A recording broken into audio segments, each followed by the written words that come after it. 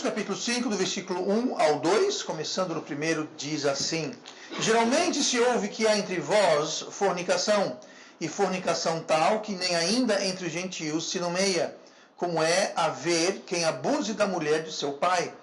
Estais ensoberbecidos, e nem ao menos vos entristecestes, por não ter sido dentre vós tirado quem cometeu tal ação. E vamos orar. Pai amado, abençoe agora a tua palavra, que o Senhor venha nos ensinar, que o Senhor me use agora, para que eu possa trazer o que o Senhor tem para nós esta manhã com poder. Nós pedimos isso em nome de Jesus. Amém. E vamos então sentar esta manhã, e nós estamos então continuando o nosso estudo sobre 1 Coríntios, e aqui no capítulo 5, nós terminamos o 4 na semana passada, onde nós vimos sobre paz na igreja. Hoje nós vamos começar outro tema dentro do capítulo 5, e é como ter pureza na igreja. Paz na igreja, no capítulo 4, capítulo 5 é como ter pureza na igreja. E Paulo aqui, ele está falando, escrevendo, claro, aos crentes na igreja de Corinto, e é bom sempre manter isso em mente. Toda epístola de Paulo, o contexto dos seus ouvintes são crentes. Você pode ouvir aqui e falar, não, mas aqui não é crente, uma gente que faz tanta coisa errada e Paulo está sempre chamando a atenção deles e pintam em bode, fazem aquilo, são imaturos e a confusão na igreja. Pois é, são crentes. Então, sempre manter isso em mente. Mas Paulo aqui, ele está começando o versículo 5, levantando isso, e no decorrer dos versículos seguintes, a gente percebe o seguinte, que Paulo está buscando envergonhar. Paulo está literalmente querendo fazer que eles ruborizem, digamos assim, de tal sério que é a situação. Tanto que ele fala, olha, nem os perdidos. O versículo 1 fala, entre vós a fornicação, e fornicação tal, ou seja, é de tal modo, é de tal maneira que nem ainda entre os gentios, e nesse contexto aqui, os gentios não está falando sobre os não-judeus, que é geralmente como se trata o Velho Testamento, mas aqui gentios está se referindo aos não salvos, ao povo do mundo. Né? Nem ainda entre os gentios nomeia, ou seja, nem nomeia, ele não tem nem nome para uma coisa dessa. Eles nem falam. Então, tem coisa acontecendo dentro da igreja que o mundo escandaliza até o mundo. Até os perdidos ficam chocados com o tipo de coisa que está acontecendo dentro da igreja. Então, ele está aqui tratando da questão de pecado na igreja, de impureza na igreja, e de pecado de modo geral, claro, mas aqui vai ter um pouquinho de repetição de um estudo que fizemos algum tempo atrás sobre disciplina na igreja, porque o capítulo 5 de 1 Coríntios trata mais adiante sobre como deve ser feita a disciplina na igreja. Por exemplo, aqui fala, estáis ensoberbecidos e nem ao menos vos entristecestes por não ter sido dentre vós tirado quem cometeu tal ação. Então ele está falando como é que deve ser feito isso. Isso aqui não está dizendo para expulsar a pessoa da igreja. Tá? Se você parar aí e ignorar o resto da continuação do texto, você pode até chegar a essa conclusão. Tem que tirar do meio de vós, tem que tirar. Pega a pessoa pelo colarinho e abre a porta da igreja e dá um chute de olho para fora. Mas não é isso que nós vamos ver que não é isso que está dizendo aqui. Tá? Então é muito perigoso alguém tirar um texto fora do contexto, isolar aquilo do texto e do contexto imediato e geral e querer dali fazer alguma doutrina. Então nós vamos ver isso, não hoje, mas nós vamos ver. Mas haverá uma certa duplicidade do estudo que fizemos algum tempo atrás sobre disciplina na igreja. Mas não é isso que estamos tratando nessa questão aqui, de imediato, mas é um tema não muito popular. É um tema que não é popular entre as congregações e não muito popular na questão das lideranças. E existe muita posição extrema em relação a isso. Tá? Tem igreja que vale tudo, tudo pode, tá? E o pastor não prega contra isso, o pastor não... Eu falo pastor, a liderança, digamos assim, o pastor não prega, o pastor não aborda, o pastor não toma providências. E o outro extremo é como eu falei, a pessoa espirrar, pronto, expulsa, fora da igreja, sai daqui, não apareça mais. A pessoa só pode... Já encontrei pessoas que disseram que não podia entrar na igreja, só pode entrar na igreja, eu digo, não entrar em membresia, entrar pela porta para participar do culto, se não tiver uma Bíblia. Se não tiver Bíblia, você é como se fosse o ingresso. Não tem Bíblia, não entra. Eu quero que você mostre isso na Bíblia, mas tem igreja que faz assim. Tem igreja que se você não estiver trajado de certa forma, também não entra. outro exagero, não tem nada a ver. Então, existem extremos, né? Eu acabei de dar duas posições bem extremas, mas existem. Então nós temos que ter cuidado para sermos equilibrados, biblicamente equilibrados. Então nós vamos abordar essa questão de pureza, né? Justamente por causa disso. Então, o resultado de você aplicar ou não essa doutrina e esses ensinos que nós vamos ver nas próximas semanas, vai trazer dois resultados. Ou você vai ter uma igreja forte, ou você ter uma igreja que está em destruição, autodestruição, mesmo que lentamente.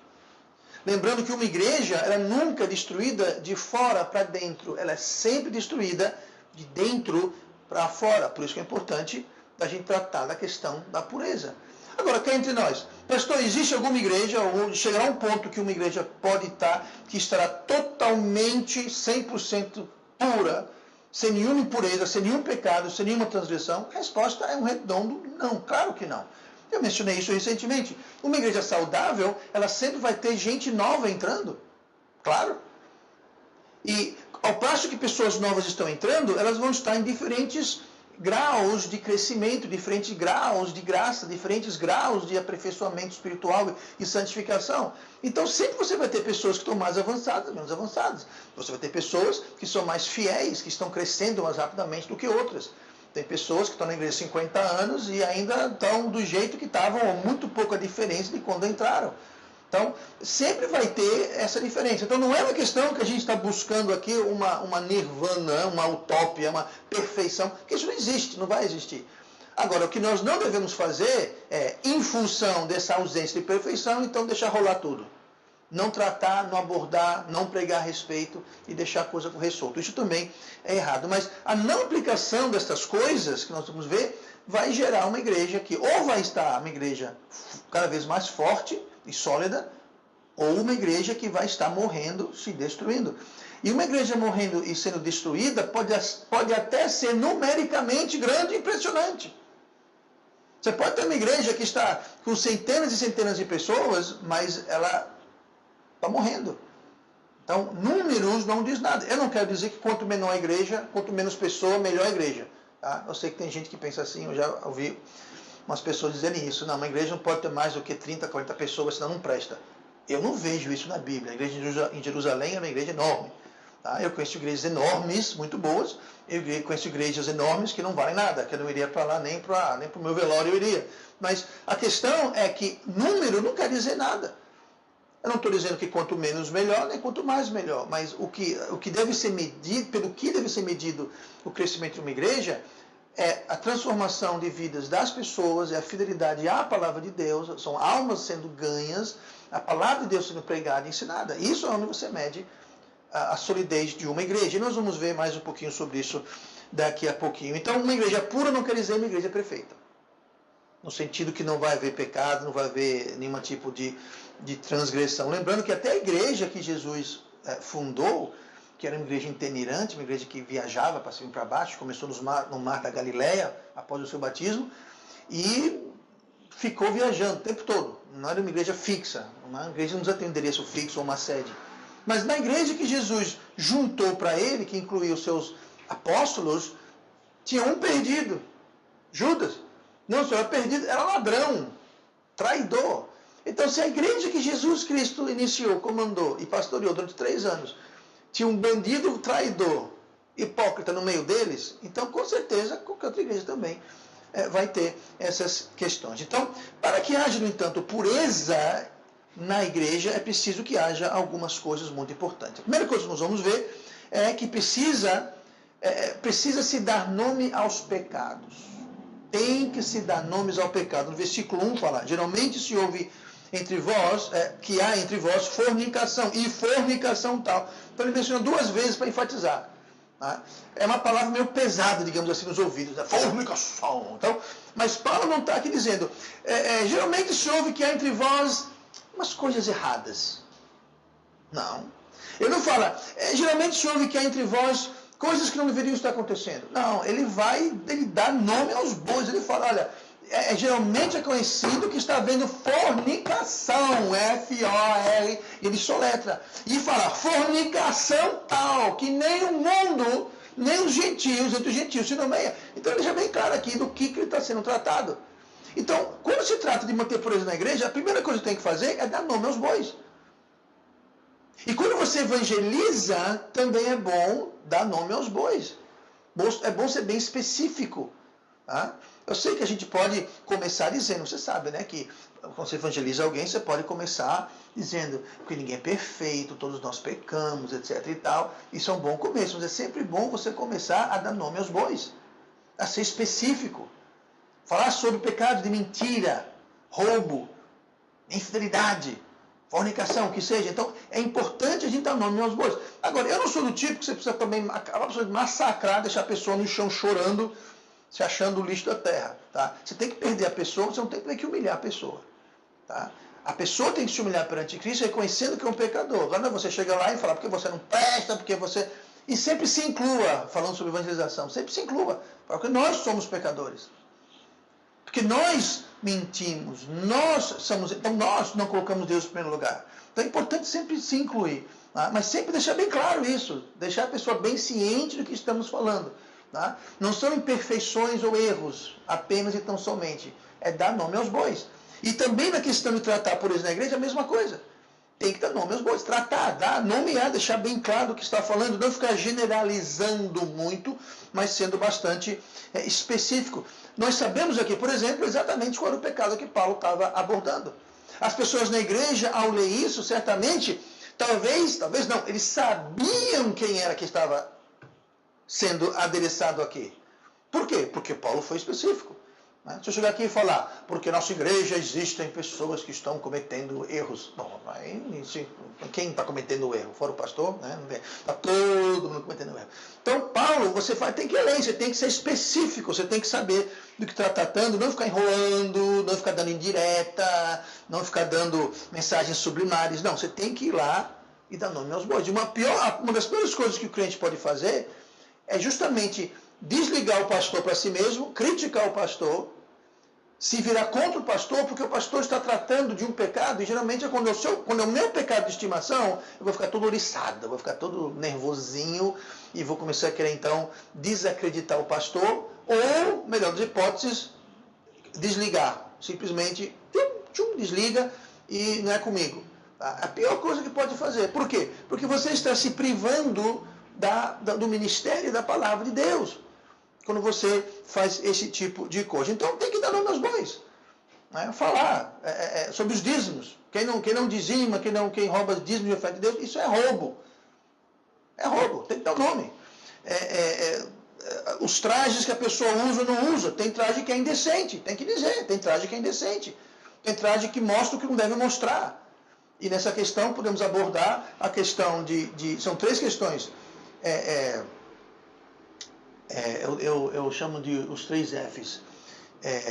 Forma, bom, F não funciona em português, mas seria forma, então a roupa não deve ser muito apertada, que mostra a forma, não deve mostrar e deve cobrir. Tá? Então deve ser uma roupa que cobre. Isso vale para homens também quanto mulheres. Tá? Enfim, por que eu estou dizendo isso? Porque eu quero ser específico, nós temos que ser específicos. Né? E não só falar, minha gente, existem trajes que não são apropriados. Ok, e como é que é isso? Então a gente tem que ser mais específico. Fofoca, dá nome aos bois. Fofocar é pecado. Bebida alcoólica, consumir bebida alcoólica é pecado, e assim vai. Mas tem muita igreja, tem muito pastor que não prega sobre essas coisas. Por quê? Porque as pessoas não vão gostar, vão ficar chateadas. E a impressão que se tem é que as pessoas vão para a igreja para se sentirem felizes e maravilhadas consigo mesmos. E esse pastor está dizendo que eu sou um pecador, que eu preciso mudar, que eu faço coisas erradas. E eu não me sinto bem nessa igreja. Então eu vou para a igreja do lado, que lá eu posso fumar, beber, fazer o que eu quiser, e lá ninguém vai me chatear, vão deixar eu em paz com o meu pecado. Então a igreja do lado, talvez não literalmente, mas uma outra igreja, está cheio de gente. Por quê? Porque os pecadores se sentem à vontade lá, porque ninguém prega, ensina, não exige nada de mudança na vida deles. É o que Deus exige mudança, não é para a igreja exigir mudança, mas para Deus exigir mudança e a pessoa seguir. Então, a gente se priva disso. Não é? Então, muitas igrejas não fazem, mas nós devemos fazer, e nós devemos buscar uma igreja que faz isso. É como você ir para o médico. Você não quer ir para o médico que você está lá todo doente, da ponta da cabeça à planta do pé. Não, mas está muito bem, você está maravilhoso, você não precisa mudar nada, continue do jeito que você está, daqui a 6 meses você morre. Bom, se você quer um médico que vai mentir e não vai dizer a sua real condição, então é tolice uma coisa dessas. E tem muito crente, muito não crente, que busca uma igreja onde eles vão se sentir felizes e contentes consigo mesmo e não vão ser desafiados pela palavra e pelo Espírito de Deus a fazer mudanças em suas vidas. Então aquilo acaba tendo um efeito. Ainda no versículo 1, nós vimos que precisa dar nome aos pecados. Segunda coisa, precisa-se haver um povo disposto. Um povo disposto. Geralmente se ouve que há entre vós fornicação e fornicação tal. Então note que a questão ali é que havia entre eles, entre vós. Havia entre. Essa palavra entre quer dizer dentro, no meio de. Misturado em, lá dentro. Então, essa palavra vós é uma das palavras-chave, não só do versículo, mas de todo o capítulo. O vós aqui é a igreja. Então tem que ter uma igreja que esteja disposta.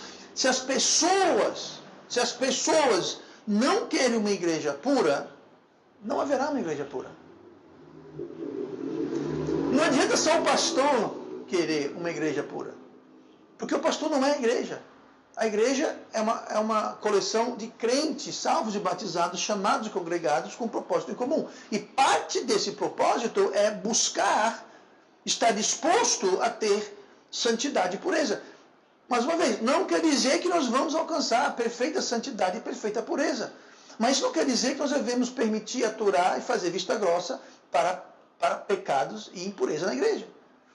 Mas quando as pessoas não querem, então não basta o pastor querer. Tem que todo mundo estar na mesma página. Tem que todo mundo estar querendo fazer. Isso vale em qualquer área da igreja. Uma igreja ganhadora de almas, por exemplo. Não adianta o pastor ser uma igreja que querer ganhar almas se a igreja não quer. Ontem, por exemplo, você sabe, eu estou com o joelho machucado. Ontem eu não fui para a evangelização. Mas foram, eu não sei quantas pessoas foram, irmão João, não sei. 7 pessoas saíram. Eu não fui, a minha esposa não foi. Entendeu? Várias pessoas que iam não foram, né, porque uma coisa ou outra, mas 7 pessoas foram, não quebramos nenhum recorde, mas foi um bom número e tivemos um bom resultado. Né? Mais de 20 pessoas ouviram o evangelho e tomaram uma decisão em aceitar a Cristo. Então, tudo isso prova o quê? Prova que a Igreja Batista Metropolitana é uma igreja que não tem só um pastor que quer ganhar almas, mas temos uma igreja como um todo quer ganhar almas. E nem todo mundo, tem pessoas aqui na igreja, estão aqui há anos e anos e anos e nunca saíram para evangelizar nem um dia sequer. Né? Aqui estão ouvindo minha voz, todos vocês, eu posso dizer, sem dúvida alguma, que todos vocês já saíram para evangelizar. Há outras pessoas na igreja que estão aqui há anos e nunca saíram para evangelizar. Um dia eles chegam lá. Mas entende, não é só o pastor. Não adianta só o pastor querer evangelizar. Não adianta só o pastor querer ter um programa de missões. Tem que toda a igreja ter um programa de missões. Toda a igreja está contribuindo e orando pelos nossos missionários. É um trabalho em conjunto. Não adianta só o pastor querer. Tem que a igreja querer uma igreja que é separada do mundo. Não adianta a igreja querer ser diferente do mundo e só o pastor querer ser, mas a igreja... Não, a gente quer ser igual ao mundo. Nós queremos ter aqui tambores e guitarras e contrabaixos e luzes piscantes e gelo seco e tal coisa. A gente quer isso na igreja. Então, se todo mundo, se a igreja como tudo quer e o pastor não quer, vai ter problemas.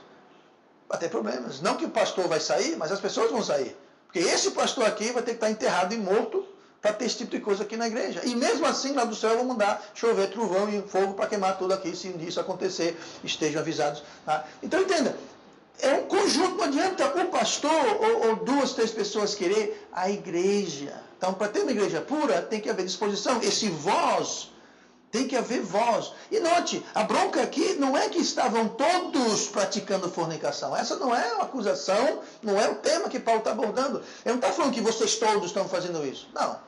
Você lê mais adiante, no versículo 2, ele fala que estáis ensoberbecidos, nem ao menos entristecestes por não ter sido dentre vós tirado quem cometeu tal ação. Então, a acusação aqui, a bronca de Paulo, não é só com quem fez, mas o fato que estava vós, todo mundo estava sabendo e está todo mundo assim, ó. E qual o problema? Ninguém achava um problema com isso, que é justamente o que vamos falar daqui a pouquinho. Mas Então, esse é o problema. Tem que haver o nós, o vós, aliás, ou no caso o nós, tem que haver, então, um povo disposto. E todos precisam querer participar e ter a sua parte. Senão, você pode falar uma coisa, mas fazer outra. Então, aquela história, né? As suas ações falam mais alto do que suas palavras. Você pode falar, mas o que você fala não corresponde com o que você faz, então não é muito eficaz. Por isso que é importante a igreja educar, dar exemplo, né? Pregar. E isso inclui também pregar contra o pecado. Por quê? Para que as pessoas cresçam. E às vezes tem que esperar para as pessoas crescerem. Como eu falei agora há pouco, há pessoas que vão crescer mais rápido, outras pessoas vão crescer menos rápido. E tem pessoa que não vai crescer. Agora é o seguinte, quando alguém não cresce durante anos e anos e anos, não há crescimento nenhum, pode ser duas coisas. Pode ser que o crescimento não é um crescimento aparente, mas tem uma outra coisa muito mais perigosa. Não tem crescimento porque talvez ali não é trigo, ali é joio. Talvez não haja crescimento porque ali a pessoa não foi salva. Isso pode explicar a falta de crescimento. Agora, tem que ter muito cuidado com isso, que eu já vi, nós tivemos aqui na igreja pessoas que demonstraram, evidenciaram grande crescimento espiritual e que hoje, francamente, não estão na igreja mais, né? E, francamente, olhando para trás, eu pergunto, salvo? Não era? Então, a evidência de obras, evidência de crescimento, ou ausência de obras e ausência de crescimento, nem sempre é uma prova de que a pessoa é ou não é salva. Porque quem sabe daquilo é a pessoa e Deus. Então nós não devemos, é por isso que não devemos julgar. Tá? Nós podemos julgar por fora, mas eu não sei, pode ser. Eu já tive pessoas que hoje eu posso com 99% de certeza praticamente afirmar, não, essa pessoa com certeza, 99%, não era salva. Se eu chegar no céu, se a pessoa estiver lá, eu vou ficar surpreso. No entanto, por algum tempo, um longo tempo, aquela pessoa evidenciou obras e crescimento espiritual e uma série de coisas. Já outras pessoas, que eu vou chegar no céu, vou dizer, você por aqui, eu nunca diria. Porque a pessoa mal vinha para a igreja, vinha muito pouco, nunca fez muita coisa. Né? Agora sim, você por aqui, aqui é onde? Vão estar lá na grota celestial, grota dos anjos. Não vão estar no palácio, não vão ter grande galardão no céu, mas vão estar lá. Mas quem vai determinar e julgar isso com perfeita justiça é Jesus, não eu. Então no céu vamos ter surpresas. Eu creio que no céu nós vamos olhar para essas pessoas e dizer, Biel, você por aqui, rapaz, não esperava você por aqui. Já outros vão dizer, e cadê o Júnior? O Júnior está em outro lugar. Entendeu? Então haverá surpresas. Né? Mas quando tem alguém que foi salvo há muito tempo e não evidencia crescimento, pode ser sinal de que a pessoa não foi salva. Agora, quem sabe disso, como diz, eu sei de eu. Tá? O resto a gente realmente não pode julgar com precisão. Então, tem que ver o seguinte, nem todo mundo, quando a gente fala sobre um povo disposto, nem todo mundo que não apresenta ou não participa do crescimento espiritual da igreja, da santidade da igreja, de buscar a pureza na igreja, muitas vezes não é rebelião ou desobediência, muitas vezes é. Mas muitas vezes é que a pessoa não sabe, ninguém nunca ensinou, ninguém nunca mostrou, ninguém nunca deu exemplo. Então, muitas vezes a pessoa tem um certo comportamento porque não sabem e não conhecem. Né? Agora, é diferente, alguém que sabe e conhece, mesmo se não faz, aí é outra coisa, é rebeldia. Mas como eu disse, você não pode esperar alguém que foi salvo ontem, veio para a igreja hoje e esteja sabendo de tudo. Por isso que é importante a gente fazer o quê? Ter paciência, mas sempre está ensinando e sempre está apontando, sempre está dando exemplo, sempre está mostrando. E não fazendo como eles aqui, que tinha um rapaz fazendo esse tipo de coisa, a bronca foi para o rapaz, mas foi para a igreja. Foi para a igreja também. Então, nós temos que levar isso em conta. Precisa haver um povo disposto. Tem que haver um povo disposto. Vamos lá. Versículo 2, eu vou falar sobre isso, que é o último ponto desta manhã, sobre isso. Versículo 2: Estais ensoberbecidos e nem ao menos vos entristecestes por não ter sido dentre vós tirado quem cometeu tal ato. Então, além de precisar, dentro do contexto de igreja, para ter pureza, você nomear o pecado, ou seja, pregar sobre o pecado diretamente, precisa haver um povo disposto a buscar isso, mas também precisa haver um entristecimento pelo pecado.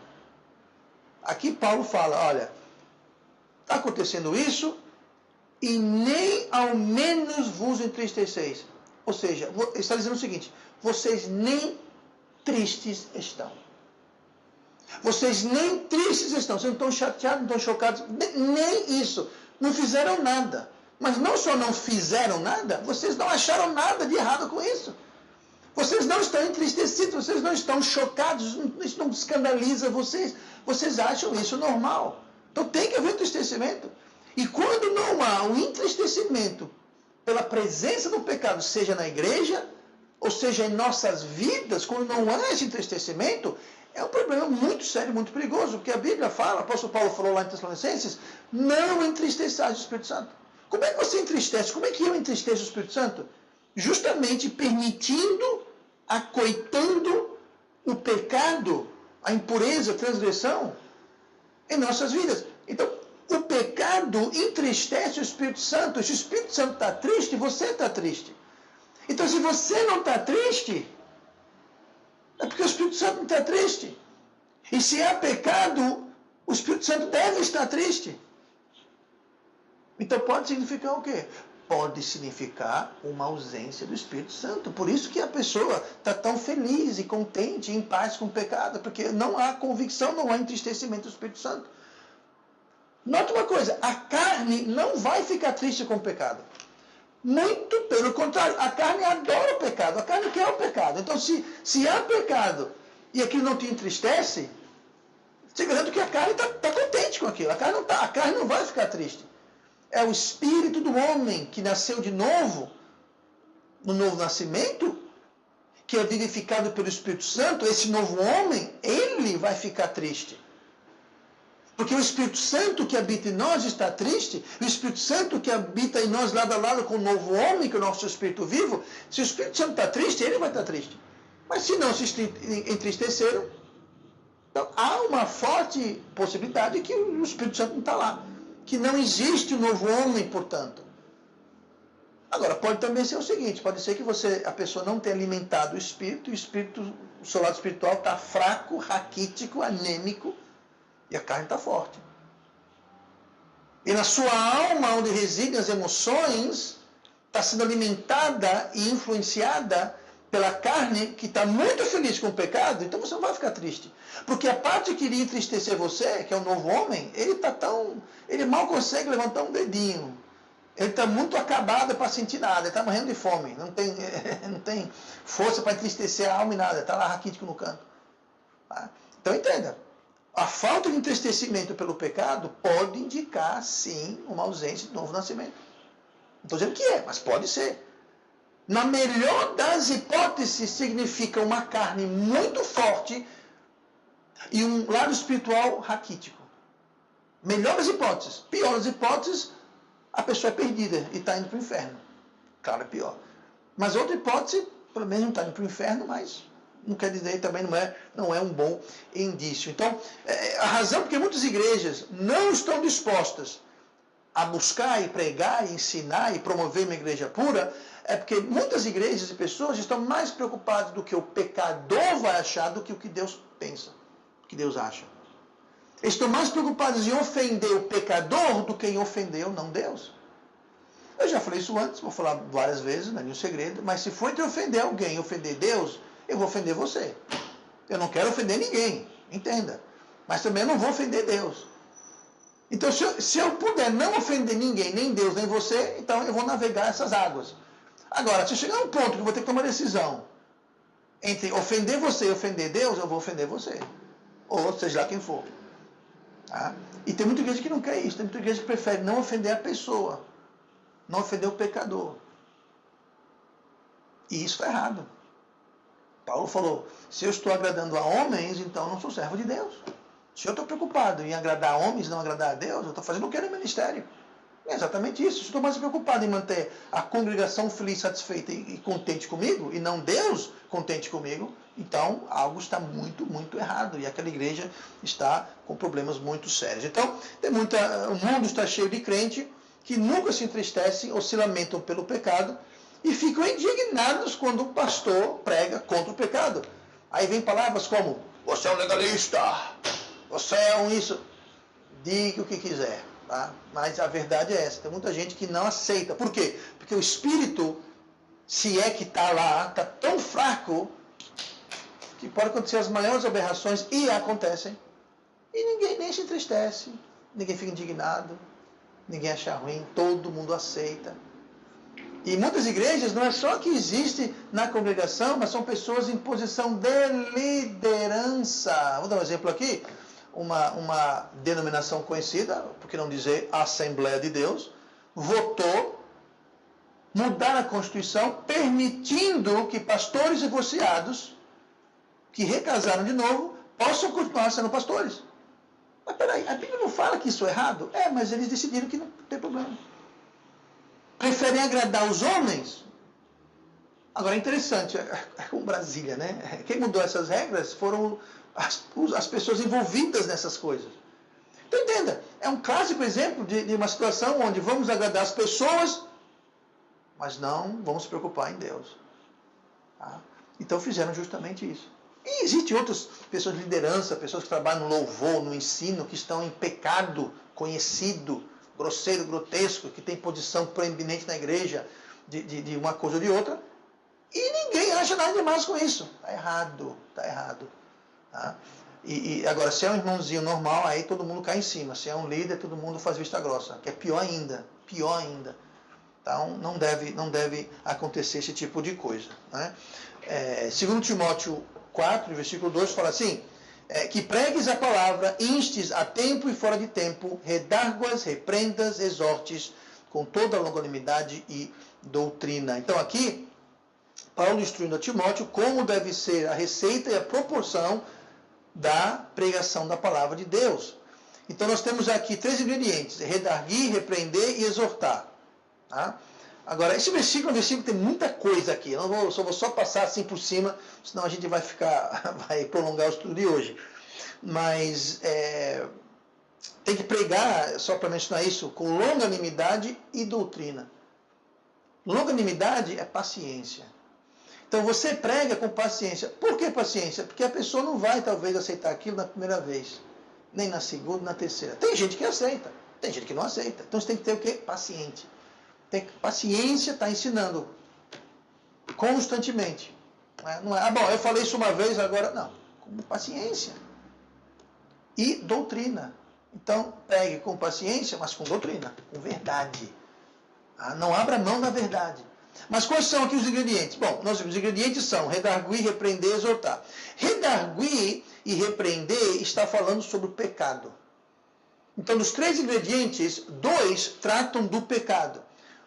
A última terça parte, que é o exortar, não é tratar com pecado. Exortar está lidando com encorajar, animar, aconselhar, instruir. Agora, o redarguir, o repreender, é você trabalhar diretamente com o pecado. É você dar puxão de orelha. É você chamar a atenção da pessoa. É você dar nome aos bois. É você dar uma bronca. Está dizendo aqui. Redarguir e repreender é repreensão. 2/3 da pregação deve ser isso. E 1/3 é você encorajar, você instruir. Então, quando você prega a palavra, tem que haver esses ingredientes, né? Tem que haver uma abordagem do pecado, uma bronca, um martelo para martelar a pessoa, digamos assim. Mas 1/3 deve ser de encorajar, de instruir, de animar a pessoa.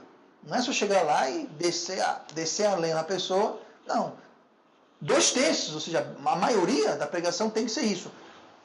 Mas tem uma boa parte que tem que ser para encorajar, para animar, para dar esperança para a pessoa. E não simplesmente descer a lenha. Né? Então, existe essa proporção. E se a pregação é bíblica, então a pregação bíblica vai manter a igreja pura. É a pregação bíblica que vai manter. Não são as regras da igreja, é a pregação da palavra de Deus. 1 Coríntios 1, 21.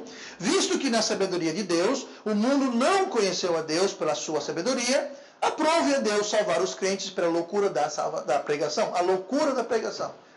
Esse salvar o crente já é salvo, gente. Não é? O crente não é crente porque já é salvo. Então, esse salvar aqui, não está falando sobre salvar do inferno. Esse crente aqui está falando salvar do pecado, salvar da impureza, salvar da transgressão, salvar das consequências dessas coisas. Todo pecado, impureza e transgressão tem consequência. E esse salvar o crente, que está falando aqui, é justamente salvar ele do pecado e das consequências do pecado. O salário do pecado é morte. Nesse caso aqui não é morte espiritual, mas são outros tipos de morte. Então, é a pregação que vai manter essa pureza na igreja. A pregação que vai manter a coisa pura. E o pecador, ele pode ouvir, né, e pecador perdido ou pecador salvo, tá? Tem pecador das duas variedades. Ele pode ouvir,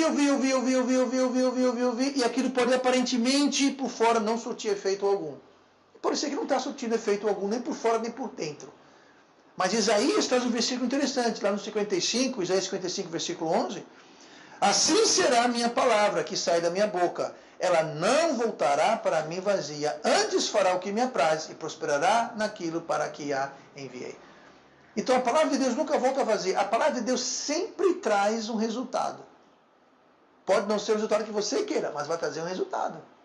Aquilo vai trazer convicção, aquilo vai trazer mudança, aquilo vai trazer condenação. Mas alguma coisa a palavra de Deus vai fazer. Ninguém ouve a palavra de Deus e fica o mesmo depois de ouvir. Ou a pessoa vai estar mais cobrável, digamos assim, a quem muito é dado, muito será cobrado. Nós vimos isso ano passada. Né? A quem fez coisas dignas e muitos açoites, mas não sabia, será castigado com menos açoites. E aquele que sabia, mas fez, com muito mais açoites será castigado. Então, nunca volta vazia. Sempre vai ter um efeito. E pode ser que demore para surtir um efeito externo positivo, mas sempre vai, mais cedo ou mais tarde, ou vai ou racha. Isso quer dizer, ou vai ou racha. Ou a coisa vai, ou a coisa se desmantela de vez. Mas é por isso que é importante ter pregação na igreja. É essencial, precisa haver. E essa responsabilidade de trazer a pregação cabe ao pregador, cabe ao pastor, cabe às pessoas que vão trazer a mensagem para a igreja. Só ler o último versículo, se você quiser abrir lá em Jeremias 23, como a responsabilidade disso está com o pastor. Veja bem, o pastor é responsável de trazer a mensagem correta, bíblica, que exorta, que redargue, que insta, que repreende. Mas quem escolhe a qual pastor pregador nós vamos ouvir, aí é com cada um de nós. Eu que vou escolher a quem eu vou ouvir, quem eu vou dar atenção. Então, escolha baseado nos princípios bíblicos. Jeremias 23, 29. Porventura a minha palavra não é como fogo, diz o Senhor, e como um martelo que esmiuça a pedra. Então, está dizendo, a palavra, a pregação é como fogo e martelo. Tá? E aqui está dizendo para quebrar o pecado, a impureza, a transgressão. Tá? 30. Portanto, eis que eu sou contra os profetas, diz o Senhor, que furtam as minhas palavras, cada um a seu próximo. Mas como é que eu vou furtar a palavra de Deus? Deus fala que isso é pecado e você fala que não é. Deus fala que isso é errado e você fala que é certo. Sabe o que é isso? É furtar, é roubar as palavras de Deus. Deus está dizendo uma coisa, você está roubando. Você está roubando as palavras de Deus. Deus fala uma coisa, você fala, não, isso não é para hoje, isso é para antigamente, isso não é para... Estamos sobre a graça, cada um faz o que quer hoje. Muita gente que acha que estamos sobre a graça quer dizer, esqueça a Bíblia e cada um faz o que quer e está tudo bem. Sabe o que é isso? É furtar as palavras de Deus. E Deus fala que Ele é contra esses profetas, esses pregadores. Versículo 31. Eis que eu sou contra os profetas, diz o Senhor, que usam de sua própria linguagem. E disse, Ele disse. Como assim, pastor? Aí está dizendo, tem muito profeta que usam a sua linguagem, ou seja, eles usam o que é deles, não de Deus. Eles são culpados de dizer assim, Ele disse. Ele quem? Eles são culpados de dizer que Deus disse algo que Deus não disse. Então tem profeta aqui que Deus é contra, que são aqueles pregadores que falam que é certo, o que Deus fala que é errado, e esse outro é que estão dizendo, Deus disse isso, ou seja, estão acrescentando. Os primeiros furtavam, retiravam, subtraindo a palavra de Deus, esses estão acrescentando, dizendo, Ele disse, Deus disse, assim diz o Senhor, e Deus não falou nada disso. Estou acrescentando coisas. Então Deus é contra quem retira, Deus é contra quem acrescenta e continua.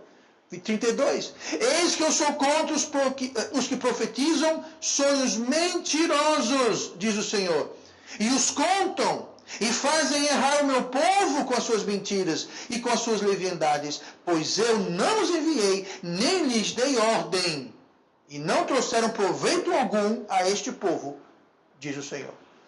Então aqui tem os que acrescentam, os que retiram e os que mentem. E o resultado é o quê? O resultado é que eles fazem errar o meu povo. Fazem errar o meu povo. Sabe o que você faz, povo? Escolha bem o seu pregador que você vai ouvir. Não estou dizendo que eu sou o único no mundo, não, mas escolha bem. Escolha bem. Não vai, o cara, pastor, ele tem um canal no YouTube, ele tem um canal na televisão, ele tem um programa na rádio, ele escreveu um livro. Sim, e isso agora é prova de alguma coisa? Então, veja, estude, compare com a Bíblia. Ele está acrescentando, dizendo, ele disse como Deus não disse. Ele está subtraindo, furtando as palavras de Deus. Ele está mentindo. Porque o que fala aqui é que faz errar o meu povo. Quem vai errar é você. E quem vai prestar contas não é só o profeta mentiroso, ladrão e acrescentador, não. É você, eu. Nós seremos responsáveis pelos nossos erros. Mas foi o falso profeta que me fez errar. Deus vai dizer, quem não seguiu o falso profeta? Eu te dei o Espírito Santo, eu não dei discernimento, eu não dei a palavra de Deus. Existem profetas fiéis. Agora, se for seguir um mentiroso, um ladrão e um falso, então errou, problema seu, culpa sua, é responsável. Então vamos ter muito cuidado com isso, mas tudo isso é importante para quê? Para que haja pureza na igreja. Então tem muita igreja na pureza por causa disso. Estão acrescentando, retirando, mentindo, está causando erro no meio do povo de Deus. Tá? Então temos que ter cuidado. Então pregação fiel e um povo disposto a seguir a pregação é essencial para que haja pureza na igreja de Deus. Amém?